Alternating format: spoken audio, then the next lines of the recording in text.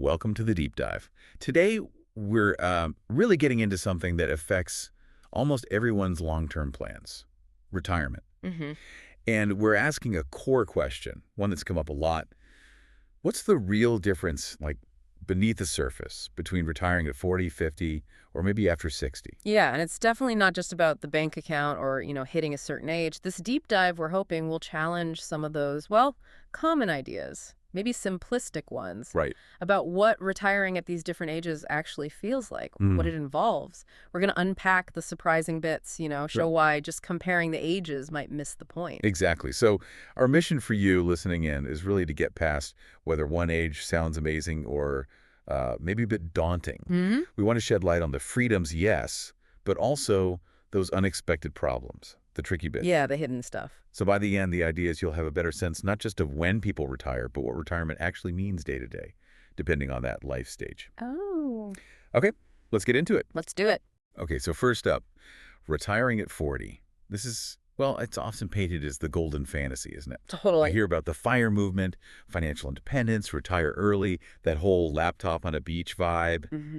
The dream. Yeah, being done with the grind before most people are even like hitting their peak career years. It sounds incredible. It does sound incredible, but, what our sources really dig into is that it's way more than just having the money sorted. Okay. A key thing is it demands this total identity shift. You've Yeah. potentially got, half your life still ahead of you. Right. A long time. A very long time. And without that work structure, we see folks grappling with purpose anxiety, losing those built-in connections, the daily rhythm. And the money side, even with that 4% rule everyone talks about, to make that last for 50 years, well, the amount you need up front is just massive. So, okay, if you step away at 40, Huh?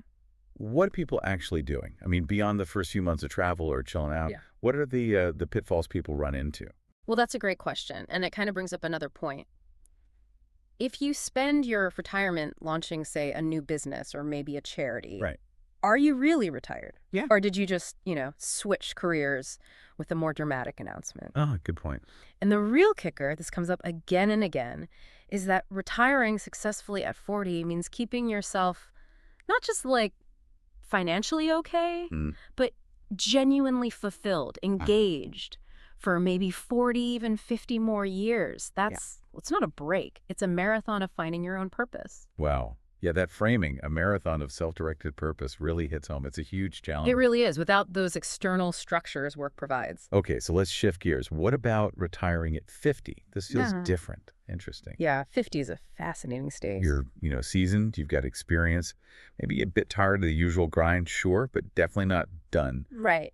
Kids, if you have them, are probably older, maybe out of the house or close to it. Mm-hmm. You've seen things professionally, careers rise and fall. You kind of get ambition Yeah. and what it costs. Exactly. And one perspective that really jumped out from the research is that at 50, retirement doesn't usually feel like rebellion. Like it might at 40. Okay. It feels more like graduation. Graduation. I like that. Yeah. Like you've played the game, you've built up capital, financial, sure, but also social capital, emotional resilience. Right. And now you get to consciously shift gears. It often feels like a choice from strength with maybe more clarity about what you actually want. Okay, but then the flip side, Mm-hmm. are you leaving too early? Yeah. Your mind's probably still really sharp, your network's strong.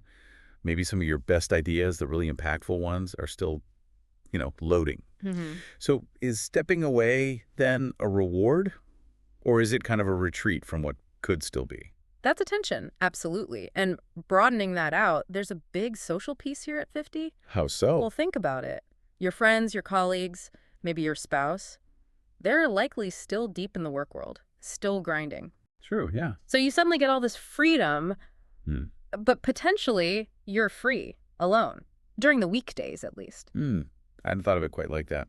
Yeah, the sources suggest it can lead to a kind of social isolation. Like you're living Saturday while everyone else is on Tuesday. It's a weird kind of luxury. A strange kind of luxury, yeah. That really makes you think about weighing personal freedom against, staying connected, finding new ways to connect. Exactly. New communities, new rhythms. Okay, and then we get to let's call it the classic path. Retiring at 60, 65, maybe even 70. Mm-hmm. The traditional model. This is the one most people sort of expect. The handshake, the watch, the farewell cake. Yep.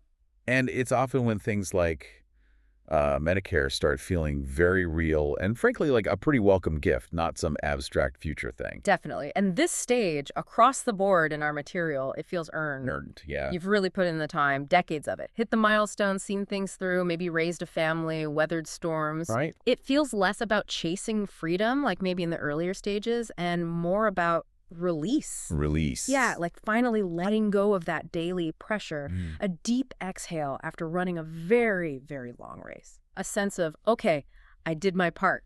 But, playing devil's advocate here, the question becomes, what's left in the tank, really? Mm-hmm.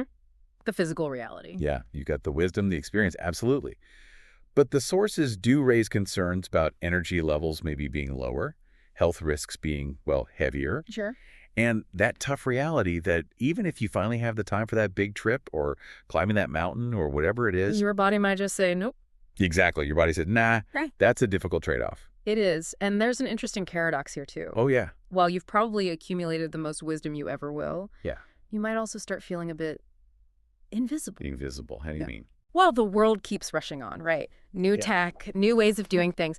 And sometimes people, maybe without meaning to, can treat you like you're less relevant because you're not in the thick of the professional world anymore, like a slow-loading web page or something. Ouch. Yeah, I could. But the flip side of that paradox is, according to our sources, at this stage, free from all those career pressures, you've likely never had more clarity about what actually matters to you, what your values are, who you are beyond just your job title. So it's this unique mix of maybe less physical capacity, potential invisibility, but peak clarity. Exactly. It's a fascinating set of trade-offs, unique to this later stage. So when we pull this all together, Yeah. maybe the big insight here isn't really about when you should retire. Mhm. It's more fundamental. It's about what are you actually retiring from?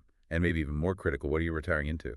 That's it. That's exactly the core takeaway. Our research makes it really clear. Retiring at 40 isn't somehow objectively better than retiring at 60.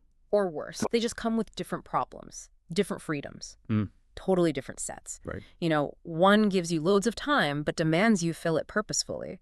The other gives you that deep wisdom, that sense of release, but might require adapting to new physical and social realities. One's maybe loud and adventurous, the other quieter, more reflective. Precisely.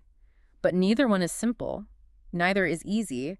They both have real demands. So maybe the next time you, listening, hear people debating the best retirement age, perhaps this is the last time you'll feel you need to compare them directly. Not because you've suddenly got it all figured out, If only. but because you realize deeply it's just not about the age itself. It really isn't. Ultimately, it's about the story you want your life to tell, the story you want to write with the time you have left whenever that next chapter starts.